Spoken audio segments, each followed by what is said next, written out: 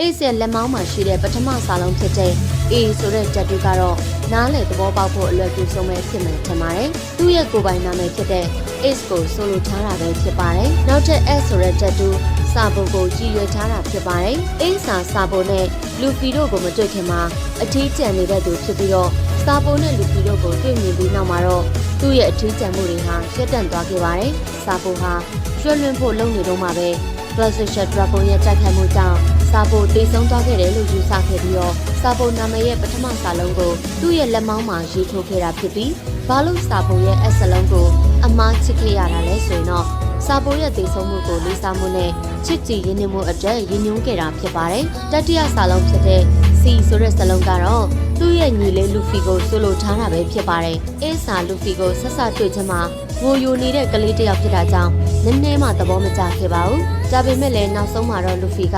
သူ့ရဲ့အေးစင်နောက်ကိုဆွဲထားပြီးလိုက်ရာကနေညီအကိုတန်ရုံးစင်တွေဖြစ်ခဲ့ကြပါတယ်အေးစာလူဖီနဲ့အတူရှိနေစဉ်လုံးမှာအမျိုးမျိုးစားနောက်ခဲ့ပြီးတော့နောက်ပိုင်းမှာလူဖီရဲ့နာမည်ပြောင်းဟာ Crime Baby ဆိုပြီးညီအကိုကြားမှာနာမည်ပြောင်းရလာခဲ့ပါတယ်သူတို့ညီအကို၃ယောက်ဟာနောက်ပိုင်းမှာစာကေးတယောက်တစ်ခွက်စီတောက်ပြီးညီအကိုရင်းတွေဖြစ်ခံယူခဲ့ကြပါတယ်